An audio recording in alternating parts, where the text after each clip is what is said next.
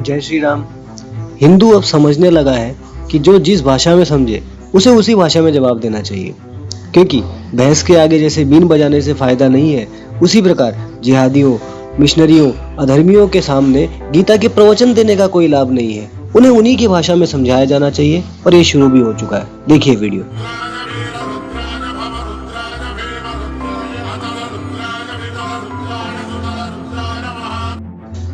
वैसे तो हमारे धर्म पर कई सदियों से हमले होते आए हैं, मंदिर टूटते आए हैं, अभद्र टिप्पणियां होती आई हैं, लेकिन पिछले कुछ सालों से ये चीज इस लोकतांत्रिक देश में जहां धर्मनिरपेक्षता की बातें की जाती हैं, कुछ ज्यादा ही होने लग गई थी।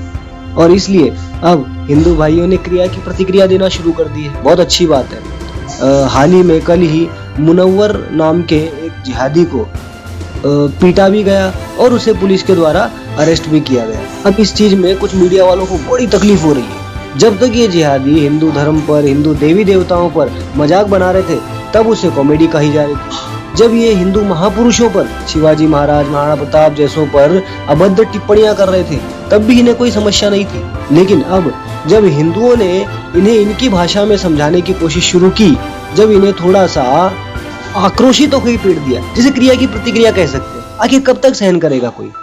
तो वो इनको दिक्कत हो गई और इन्होंने हिंदुओं को गुंडा कह दिया कि भाई ये गुंडे पीट रहे।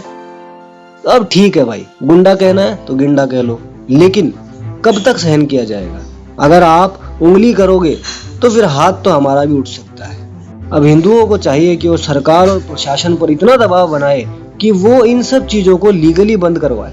यदि कोई इस तरीके की ओछी हरकत करता है तो उसे या तो सरकार और प्रशासन रोक ले, वरना हो सकता है हिंदुओं की फिर से ऐसी ही प्रतिक्रिया आए और कुछ ज्यादा भी हो जाए। और ये कोई चेतावनी नहीं है, ये तो एक सलाह है ताकि देश में शांतिपूर्ण माहौल बना रहे।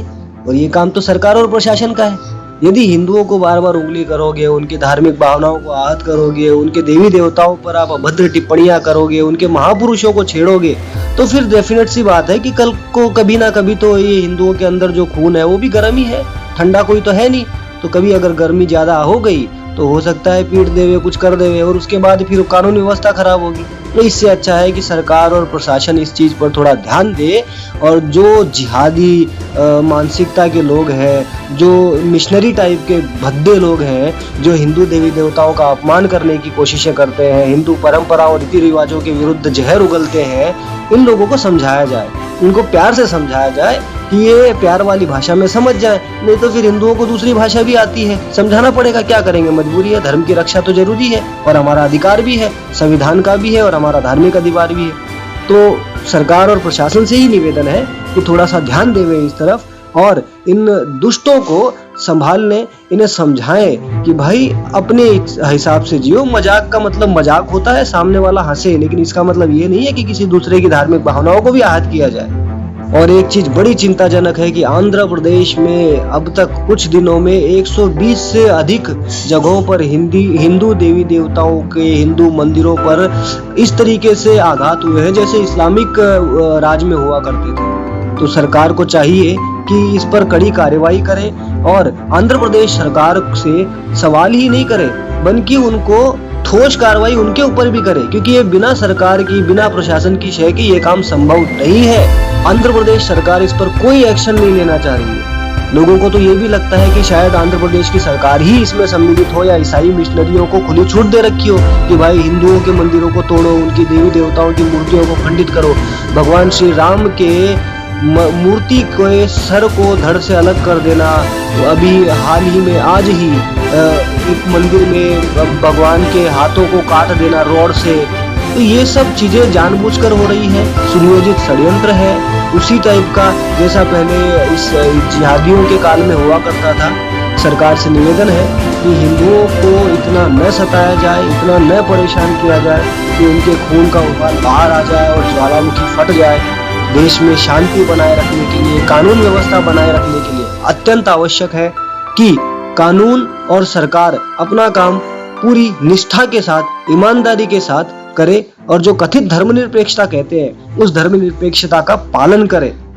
ये देश हमारा है, तो हम तो नहीं चाहते कि हमारे देश में हिंसा हो, आगजनी हो, जैसा कि ये किराएदार करते हैं। हमारे तो धर्म में ही हमें सिखाया गया है कि अंत तक शांति के ही मार्ग पर चलना है, लेकिन जब शांति के सारे मार्ग बंद हो जाएं, तो युद्ध का मार्ग भी अपनाना पड़ता है, ये हमारे शास्त्रों में कहा गया है। इसलिए हम सरकार से, प्रशासन से बार बार यही निवेदन करेंगे कि कृपया देश में शांति बनाए रखने के लिए, देश में कानून व्यवस्था बनाए रखने के लिए सरकार कड़े कदम उठाए और जो हिंदू द्रोही, जो धर्मद्रोही, जो राष्ट्रद्रोही हैं, उनके ऊपर कड़ी से कड़ी कार्रवाई करे और उन्हें ऐसे सबक सिखाए कि आने वाली कई पीढ़ियां ऐसी गंदगी ना फैलाए और देश की शांति को खराब न करे। सभी हिंदू भाइयों से करबद्ध निवेदन है कि सरकार पर दबाव बनाओ कि हमारे अधिकारों का उल्लंघन ना हो, हमारी धार्मिक भावनाओं को आहत न किया जाए, हमारे देवी देवताओं का, हमारे मंदिरों का, हमारी परंपराओं का अपमान न किया जाए। यदि सरकार और प्रशासन ये करने में असफल रहता है तो मजबूरन हिंदुओं को अपने धर्म की रक्षा के लिए आगे आना होगा। जय श्री राम, वंदे मातरम, भारत माता की जय। आपको यह वीडियो कैसा लगा कृपया कमेंट कर अवश्य बताएं और ज़्यादा से ज़्यादा शेयर कीजिए इस वीडियो को। और हाँ, हमारे चैनल सब्सक्राइब करना ना भूलें। जय हिंद, वंदे मातरम।